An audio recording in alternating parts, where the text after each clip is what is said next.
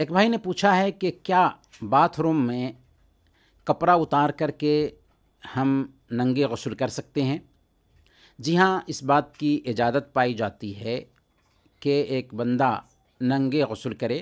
اللہ کے رسول صلی اللہ علیہ وسلم کی احادیث سے جواز کا پہلو بہرحال نکلتا ہے۔ امام بخاری رحمۃ اللہ علیہ نے اس سلسلے میں 2 حدیثیں ذکر کی ہیں۔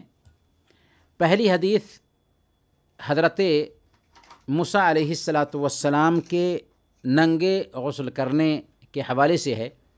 اللہ کے نبی صلی اللہ علیہ وسلم نے بیان فرمایا، صحیح بخاری کی یہ روایت ہے کہ بنو اسرائیل ننگے غسل کرتے تھے اور ایک دوسرے کے بدن کو دیکھتے تھے، جبکہ حضرت موسیٰ علیہ السلام اکیلے غسل کرتے تھے۔ اس پر انہوں نے یہ کہنا شروع کر دیا کہ موسیٰ علیہ السلام اس لیے اکیلے غسل کرتے ہیں کہ ان کے خصیے بڑھے ہوئے ہیں۔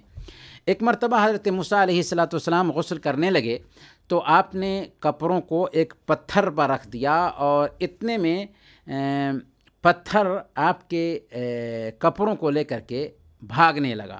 حضرت موسیٰ علیہ السلام بھی اس کے پیچھے تیزی سے دوڑے۔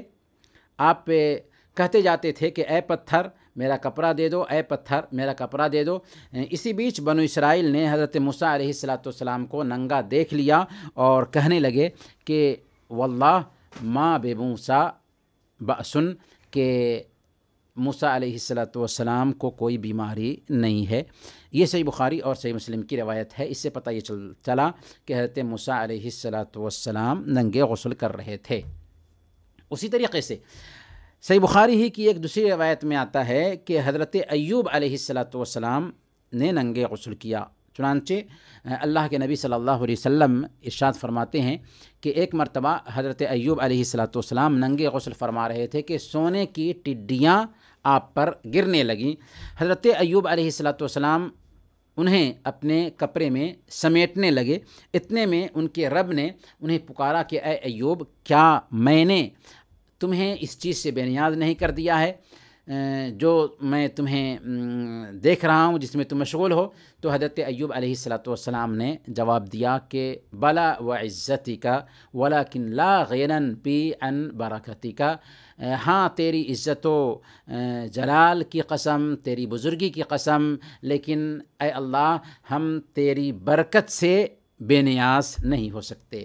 اس سے بھی پتہ چلا کہ ننگے غسل کر سکتے ہیں۔ امام بخاری رحمۃ اللہ علیہ نے یہ 2 روایتیں بیان کی ہیں اس جواز کو بیان کرنے کے لیے کہ ننگے غسل کیا جا سکتا ہے، البتہ بہتر یہ ہے کہ بدن پر کپڑا وغیرہ ہو۔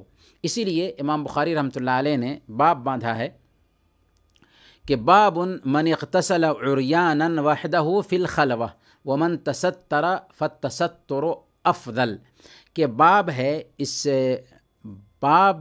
اس متعلق کہ جس نے تنہائی میں ننگے ہو کر کے غسل کیا اور جس نے کپڑا باندھ کر غسل کیا، اور کپڑا باندھ کر غسل کرنا افضل ہے۔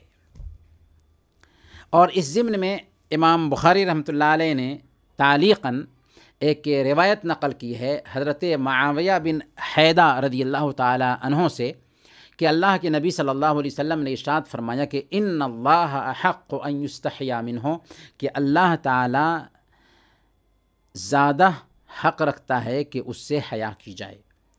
تو کہنے کا مطلب یہ ہے کہ ننگے غسل کرنا بہرحال جائز ہے، البتہ اگر بدن پر کچھ کپڑے ہوں تو یہ بہتر اور افضل ہے۔ وصلی اللہ علی نبینا محمد وعلی آلہ وصحبہ اجمعین۔